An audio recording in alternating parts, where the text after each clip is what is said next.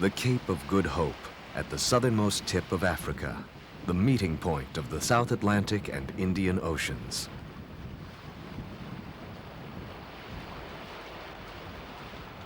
At the confluence of these great oceans, massive seas driven by relentless winds from the Antarctic pound the shores.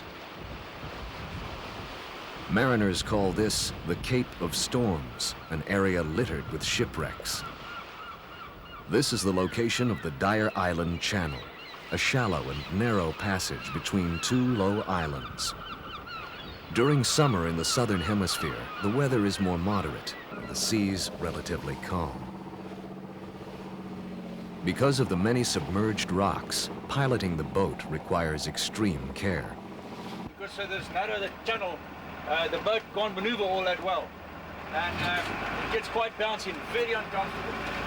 Here, a small shark research group has assembled to tag and film the white sharks. Largely through the efforts of the Shark Research Center at the Cape Town Museum, South Africa has become the first country to pass legislation protecting the white shark as an endangered species. To obtain information about white shark behavior, the research unit has been tagging and filming the great fish for over a year. Dr. Leonard Campagno, head of the Shark Research Center, has been at the forefront of white shark research for many years. Dyer Island is located along the southeastern coast of South Africa. A low-lying fringe of rocks, it is the mating and birthplace for thousands of Cape fur seals. Each summer, hundreds of seal pups are born, and for the first time enter the sea. Slow-moving, they are easy prey for the sharks, which lurk close by the rookery.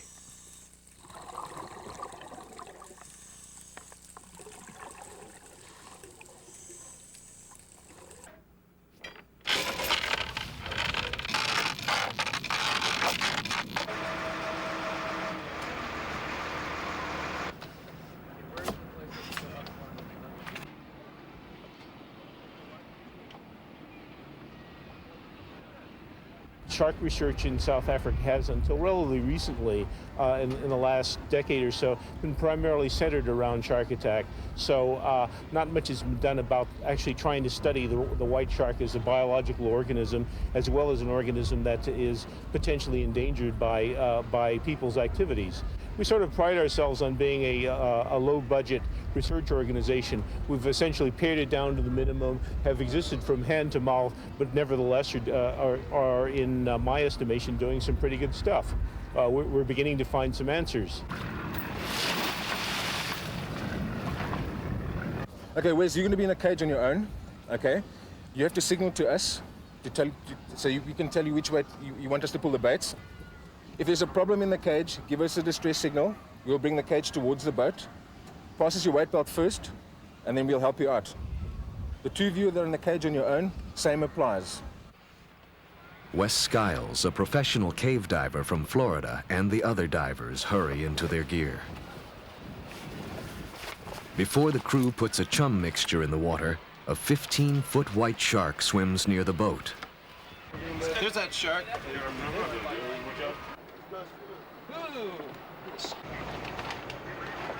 The crew hurries to attach large pieces of meat to ropes held by small floats to keep the meat near the surface. Once the shark has bitten the bait, they can pull it towards the boat for filming. There we go. Hey, pull out. ACS, again, stay this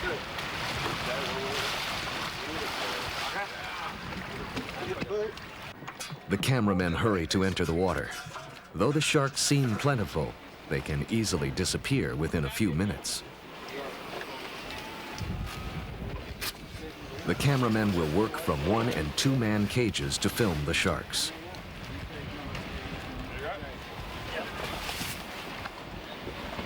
I'll need the film camera first and then the video camera. Heavily laden with gear, the divers wear a buoyancy compensator that can be filled with air to help float the weight of their cameras, tanks, and lead belts. Wes uses a 16mm underwater film camera, and today will shoot from the one-man cage. He has added a rear-view mirror for safety.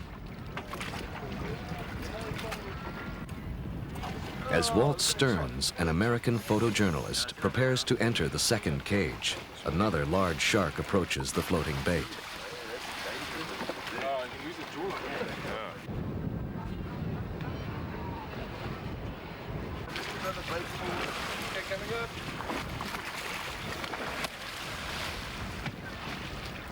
Okay, need the first camera. Which one? That one. Within less than a minute, a 14-foot shark, its jaws clamped tight on the bait, is pulled past the cage by the surface crew. It's an awesome sight.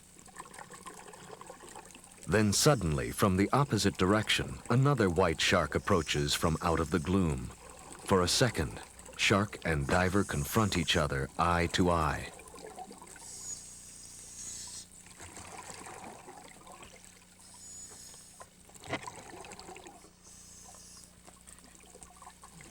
The channel seems crowded with white sharks as more bait is tossed into the water. That's one of the outtakes, Greg.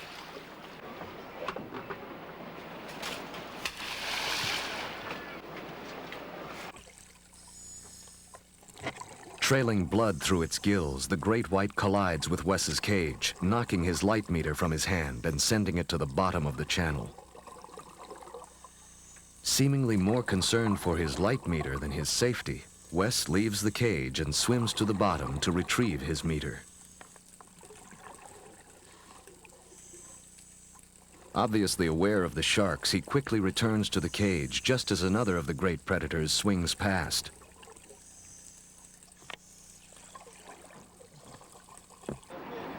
Over the years, Compagno has noted a decline in the white sharks worldwide. Yet at Dyer Island, there is still a reasonable white shark population.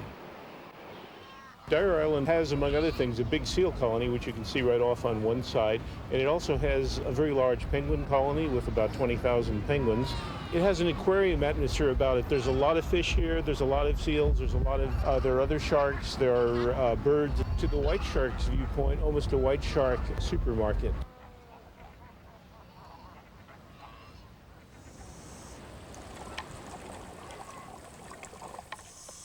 Drawn by the chum mixture, large sharks continue to investigate the area near the boat and the cages. Although it is summer, great storms continue to pass the Cape of Good Hope, making the waters in the channel murky. Yet before the day is over, the men will record 9 great white sharks on film.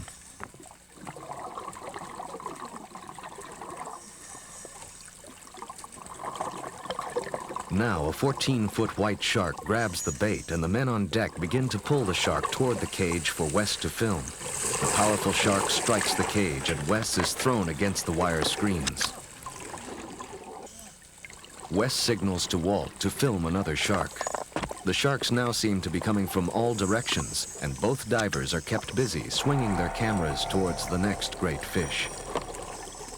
Immediately, another 14-footer, bait and rope clenched firmly in its jaws, is pulled towards the cage.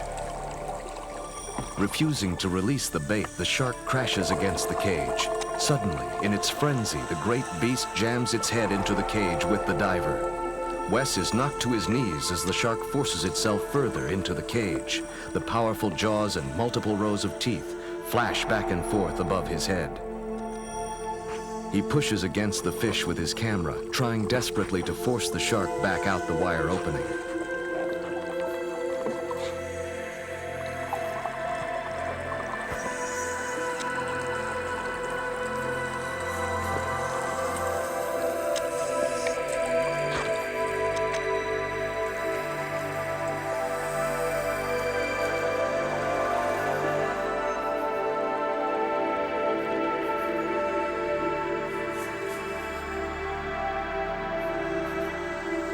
Free of the cage, the shark swims away. A much relieved Wes signals to Walt that he is safe and uninjured.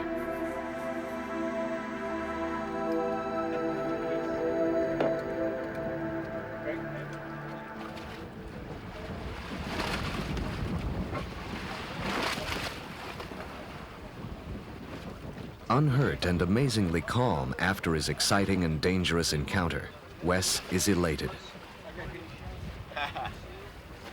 How was it? Oh, it's great. Get some good shots. Almost caught one of his two. Well done, eh? He came up and grabbed the cage and went, and broke a couple teeth off. And I saw one of them drop by, but he still had his jaw gripped to the cage, and I was like, Seriously? yeah. The weather clear, they decide to spend the night at anchor. It has been an extraordinary day, and tomorrow they plan to begin tagging the white sharks. Weather holding fair, the Gay Jane remains overnight at Dyer Island. The boat is not designed to sleep more than two, and the crew is forced to sleep in the engine room, while others spread sleeping bags on deck.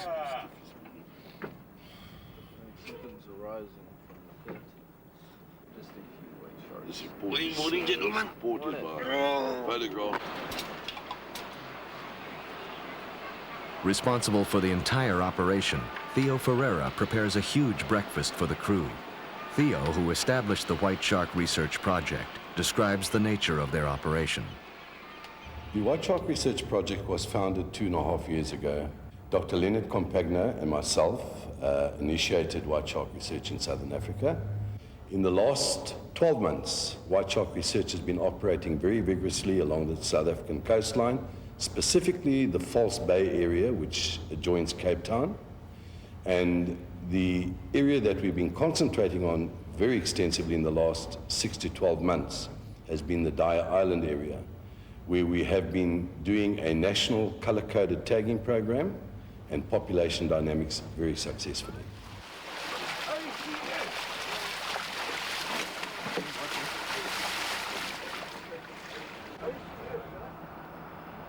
Almost single-handed, Ferreira has raised the funds to outfit the White Shark Research Unit with a truck, 20-foot catamaran, outboard motors, and shark cages.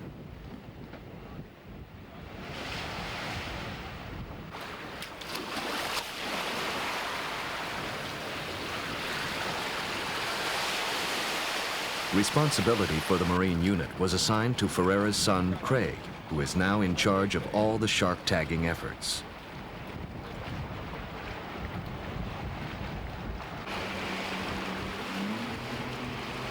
Capable of speeds up to 40 knots, the catamaran is able to make the run from the dock to Dyer Island in less than an hour.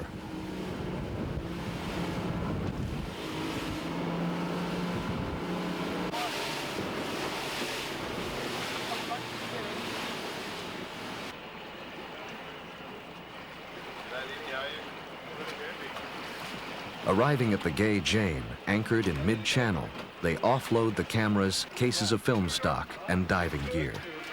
Grab air at the bottom. Barry, got it? Yeah, set it. Put it down inside on the bed.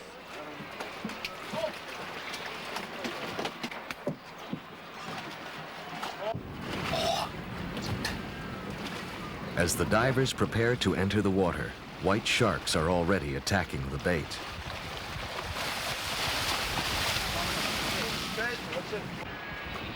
Underwater cameraman Gordon Hiles has filmed a large variety of sharks along the coast. He is in great demand by producers of TV commercials and documentaries, and has come on this trip at the request of South African television.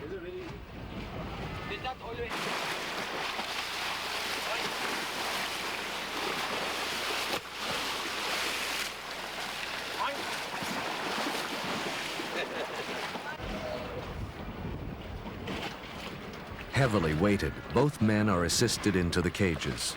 With enough film loaded to shoot continuously for 11 minutes, the cameramen will roll short takes as the sharks swim past. Even on days when there are many sharks to film, they may have to stay in the cold water for over an hour.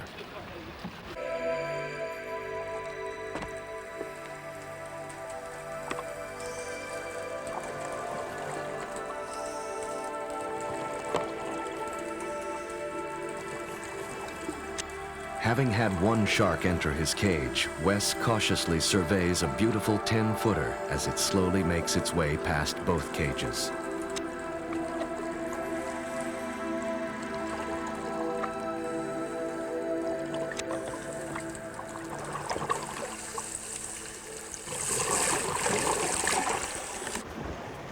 Mike Hughes, the dive master, pulls hard on the bait clamped in the jaws of a large shark, trying to direct it toward the cameramen below. Unwilling to release its hold, the great fish slams its powerful tail against the camera cage, nearly knocking Gordon off his feet.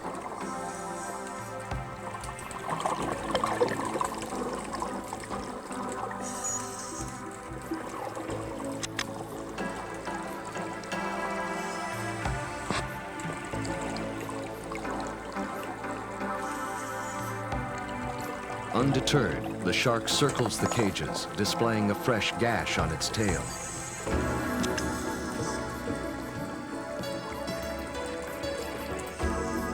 Now the sharks are coming from every direction. Great white sharks normally feed by stalking their surface prey from beneath. They're well camouflaged from above by their dark-colored backs. This feeding strategy allows the shark to see its prey silhouetted against the sun.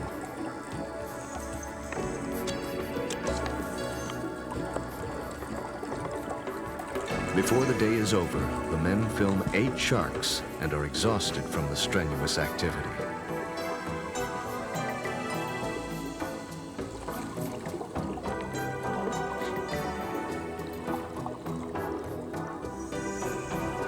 Located in the middle of the channel, the support boats are surrounded by thousands of seals.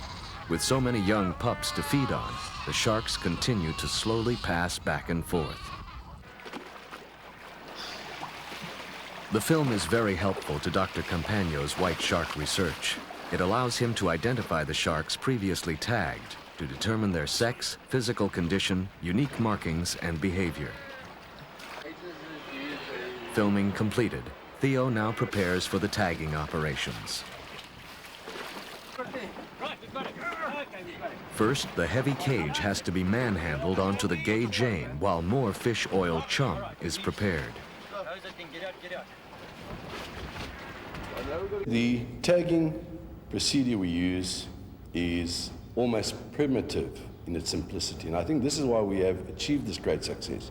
We use natural marine products, such as a highly concentrated fish oil mixed with a crushed pilchard mixture, which we ladle into the water, which stimulates an oil slick along the surface, which the sharks home in on.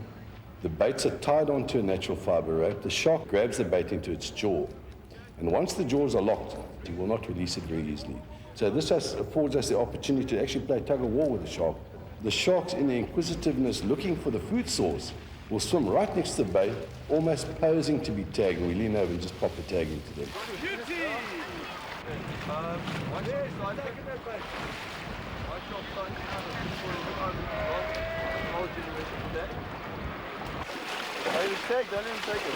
Hour after hour, the crew tosses the bait and then pulls the sharks toward the boat where Craig Pereira is waiting to insert the small metal clip and plastic tag. Craig's assistant records the number of each tag, the date, location of tagging operation, sex, distinctive markings, and other pertinent information. By placing the tag in the thick cartilage on the shark's back, the sharp metal clip does not injure the fish. What we do is just slip it into the slot over here, and then just hold it back with elastic. And as soon as we get the shark near the boat, we'll just jab the tag right into here, twist it, and the tag comes out, and this is left in the shark. It's quick and simple. And hopefully, we'll turn up somewhere else in the world. We can prove without any doubt that there is not the slightest stress to the creature. What proved this? A shark will come up and grab a bait. We'll tag him while he's hanging onto the bait. He'll bite that bait off, and within 35 to 40 seconds, he'll make a U-turn and come and grab bait number 2. With white shark researchers' method, we actually find tagged sharks become a nuisance because they won't leave and give the untagged sharks an opportunity to come along and get themselves tagged and observed.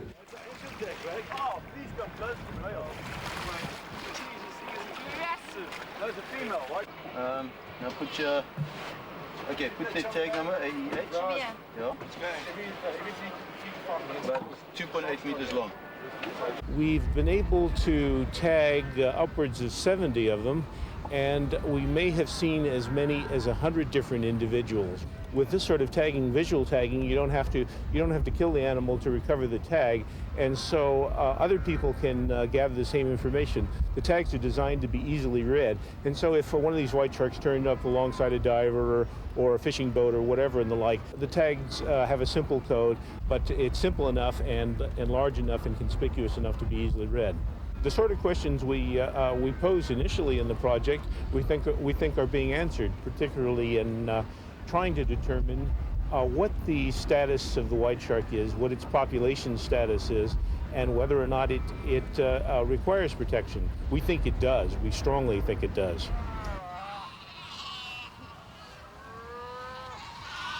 Threatening to live up to its name as the Cape of Storms, the weather begins to turn sour, and Ken and Theo decide they had best head to port as fast as the Gay Jane can go.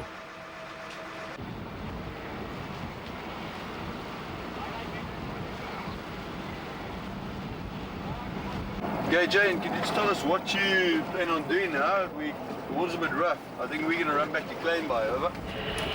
No, I think I can confirm that the water is busy picking up. The wind is busy freshening, that's for sure. It's been a hectic but successful 3 days on Dyer Island filming and tagging. Theo hopes to return as soon as the weather clears. Even though white sharks are protected by South African law, there are those who disagree with Campagno's tagging methods.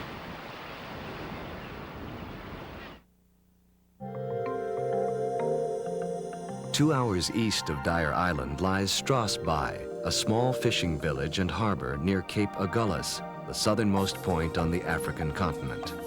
From this tiny port, Trail Whitten, a commercial fisherman, has been providing the ultimate thrill for sportsmen, the chance to catch a great white shark using hook, rod, and reel.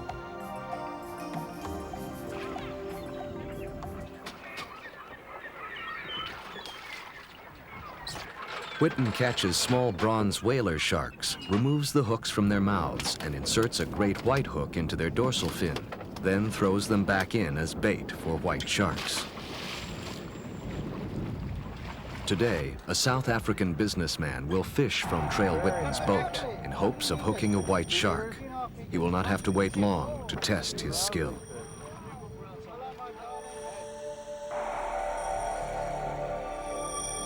The great white shark is the descendant of an enormous prehistoric fish that roamed the world's oceans over 100 million years ago, one of Earth's oldest species.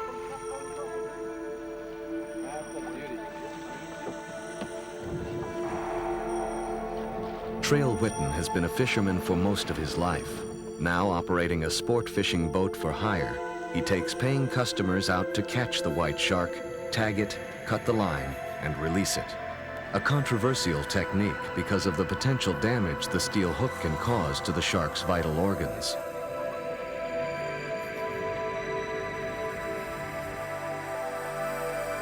As his quarry approaches, the sport fisherman moves to the chair mounted on the stern. Trail attaches a harness around his waist and hooks it firmly to the reel.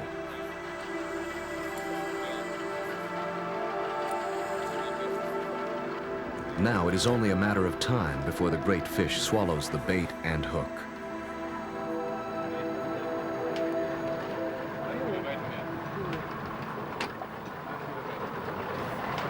He's there, man. Okay, put it on strike.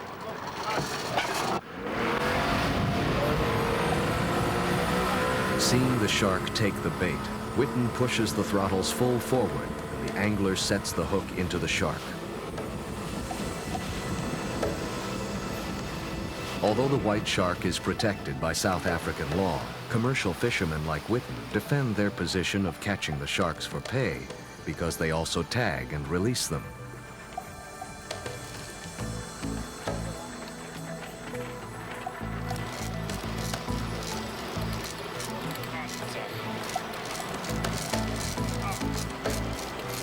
Conservationists and scientists feel that the hook and release method kills some of the sharks, but they have no firm data upon which to prove their point. and meanwhile, Whitten keeps on fishing. By catching a shark with a hook and line, there is a slight possibility that you may injure the shark. If he swallows the hook into his innards, he could damage his liver, which is very vital. But I don't think that a shark would die that has been hooked and played on rod and line. I've never ever had a shark die on me while fighting on the rod and line or while tagging alongside the boat. All our sharks have revived or have always swam off just as they swam in towards the boat. And what we do is, while the shark is alongside the boat, while we're busy with tagging, we keep the boat in motion. The boat is doing approximately 4 knots. So to get the water flowing over the gills, I don't know what could hurt the animal as such. The tag is on a card, which the information such as the length of the shark, the sex of the shark, is written immediately into the tag after the tag has been put into the shark. I do tag for money because I've got to survive, and it's the only way I can get income while I'm busy with the great white shark.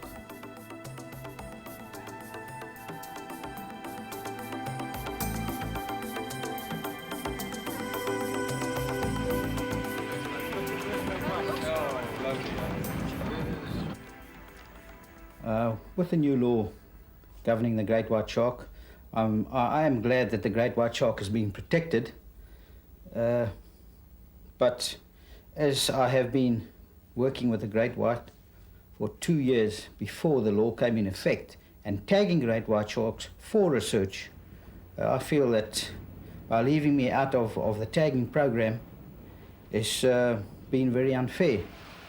All I can see is that the way that they went about to create the law, it was just done politically.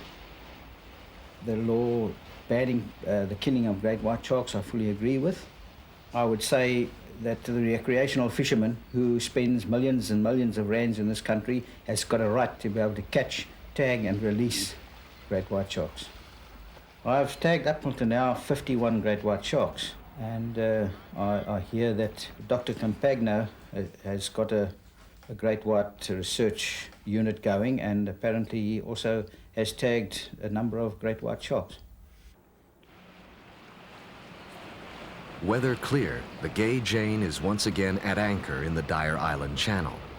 While the crew throws out meat hooked to small floats, others prepare the fish oil chum to be ladled into the sea. The white shark population around the world is believed to be endangered to such extent that the species could become extinct eventually.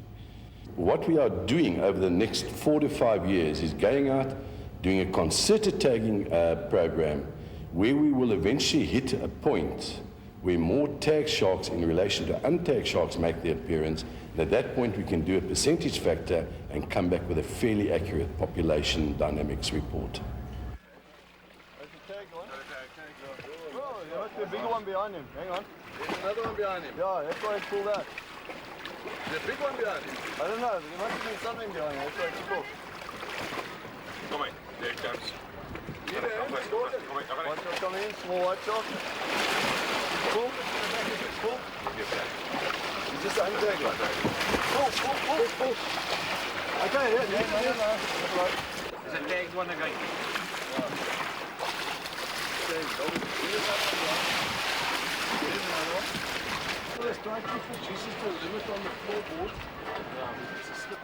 I went through a stage in life where white shark hunting was the in thing. I grew up in the Jaws era, so I jumped in on the white shark bandwagon. I became quite notorious.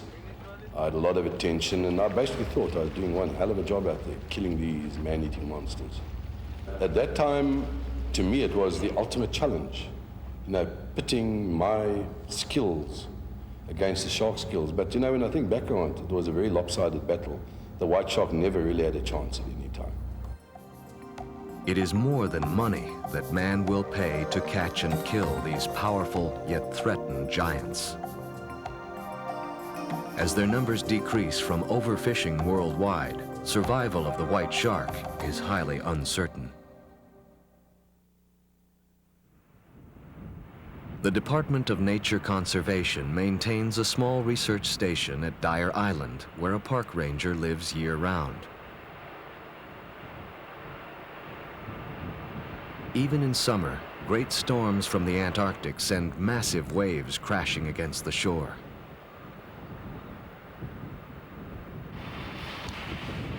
With no natural harbor, the island is a perfect sanctuary for a variety of seabirds, gulls, penguins, and cormorant who nest and breed here. The black-footed penguins found here are called jackass penguins because of their comical braying call. These were the first penguins ever seen by Europeans, as reported by Portuguese explorer Bartholomew Dias in 1488.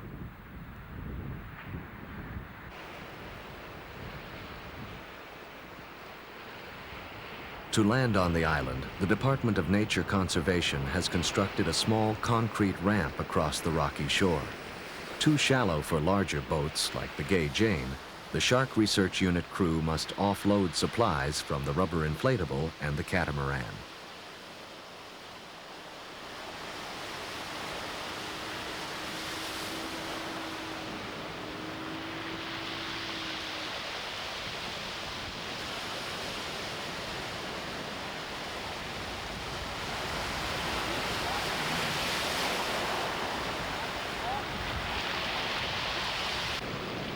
While piloting the catamaran, Craig Ferreira must be extremely careful not to be caught broadside to a wave and dashed against the rocks. The fiberglass hull of the catamaran could be easily damaged even in these relatively calm seas. The crew offloads the bedding, food, and other supplies for their 3-night stay.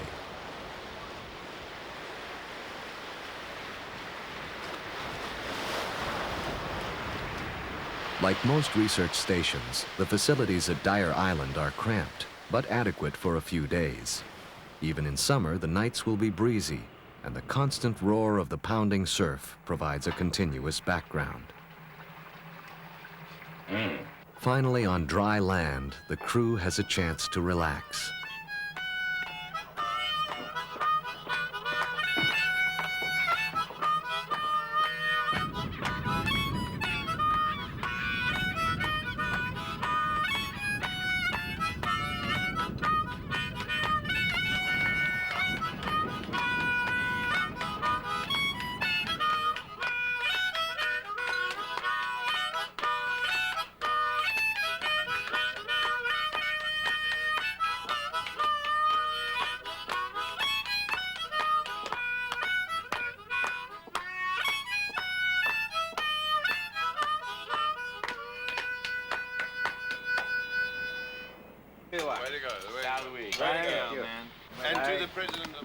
Each day begins the same, loading the cameras and dive gear for hauling to the Gay Jane.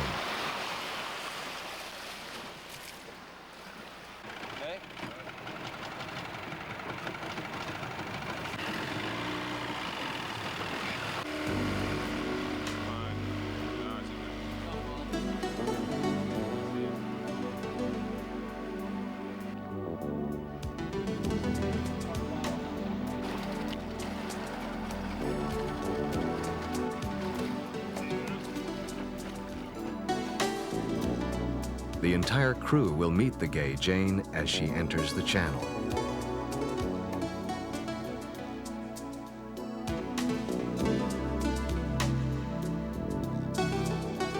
Today, while Theo and Craig tag sharks from the larger boat, Wes and Walt plan to swim along the shore, hoping to film some of the white shark activity along the seal colony.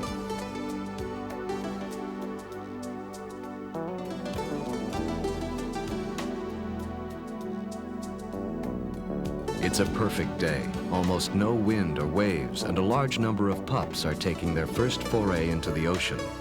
Although the water is still turbid and not as clear as hoped, the seals are out in great numbers. Working with his 35mm still camera, Walt is surrounded by large numbers of seals which seem to magically appear out of the gloom and just as quickly disappear again. Wes, too, is kept busy filming the cavorting seals. Extremely maneuverable and able to hold their breath for long periods, the seals are unexcelled in their swimming ability.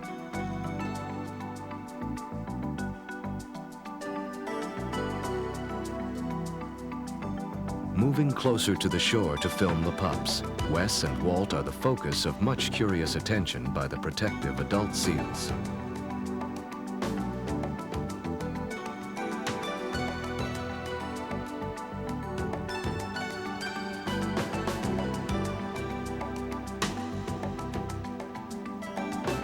Both men stay low in hopes that in their dark wetsuits they will look like mature seals and the pups will re-enter the water.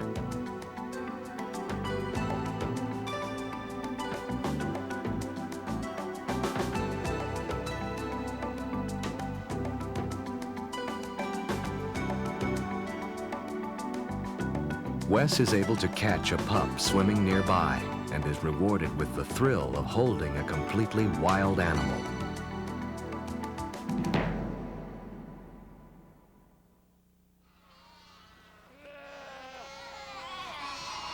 But this wasn't the reward that Wes was expecting, and he seriously considers if holding the young pup was worth the little love bite that will require some medical attention from the ship's doctor.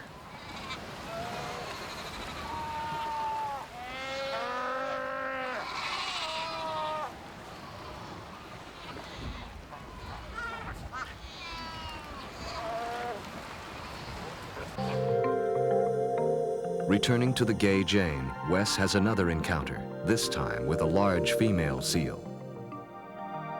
I was working up into a small, narrow crevasse area by myself, and I evidently startled a large mother seal, a seal cow, and we had an offensive. It literally faced off with me, and before I even knew it, I was brutally attacked by this seal. It came in on me, and I swung my face away, but it obviously got me in the arm quite good. So far, the score today is seals 2, humans 0. Ow. Yeah. Woo. Despite the attacks, Wes prepares a bold new experiment. This will be the first time that we've ever filmed what it looks like to be eaten by a great white shark. The concept of the camera is that we're going to actually wrap bait around it, and the great whites, hopefully, this is the plan anyway, will actually come in to bite the baits, and you will physically see the jaws opening up and biting down on the camera. Now, with a little luck, this Amphibico camera here will survive inside the stainless steel shroud, and we'll get the images of what it's like to be eaten by a great white shark. Suspended by a float on the surface, the tiny camera, dubbed the Bitacam, is mounted in a small watertight housing. Images captured by the camera are relayed through a coax cable to an 8mm video camera being used as a recorder on the deck of the Gay Jane. Through the eyepiece, Wes can view what is actually happening underwater and reports what he sees to the others. Oh, good jaw shot! It's coming good on that. There he is, straight on, good shot, good shot. Good jaw, he ate it, yes! Good bite. Good bite. Good bite. Oh, bring it up, bring it up.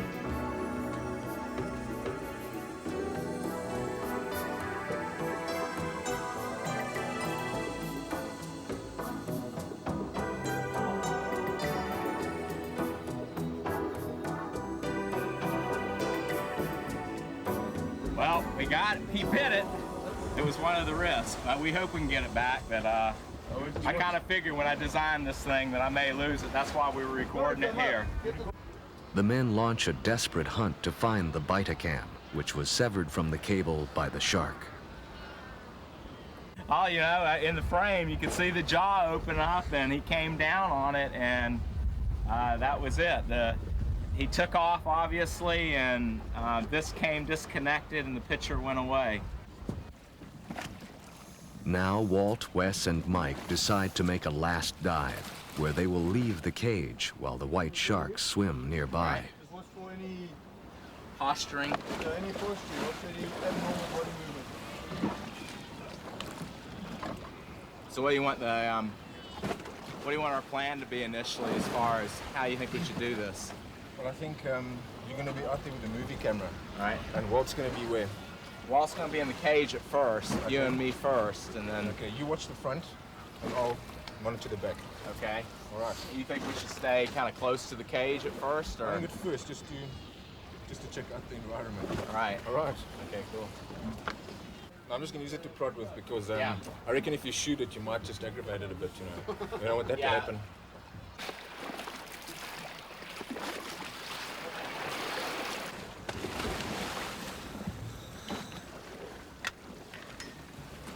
The white shark's very unpredictable. Visibility is not good at all.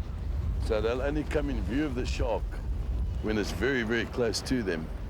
So they'll have very short reaction time if they've got to try and avoid or try and push it off. While Gordon Hiles films from inside the cage, Mike, Walt, and Wes wait anxiously outside the protection of the cage for the great white shark to appear.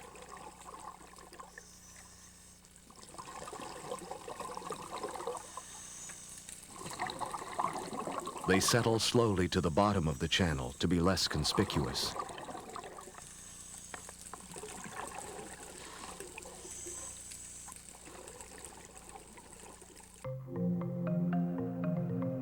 With infinite ease of motion, perfected over hundreds of millions of years, a great white emerges from the murky gloom. From his perch in the cage, Gordon can look down on the three divers as they move slowly along the bottom. With almost no current passing through the channel, they are able to hold their position just below the safety of the cage. Still, it is a tense moment. But the shark's only interest is the piece of meat suspended near the surface.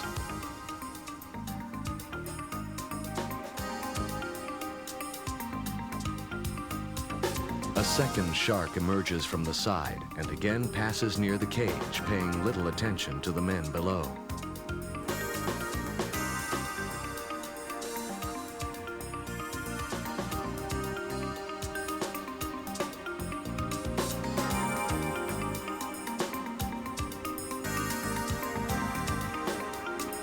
Out of film, Walt Stearns returns to the cage, while Wes and Mike take one last look and return to the surface.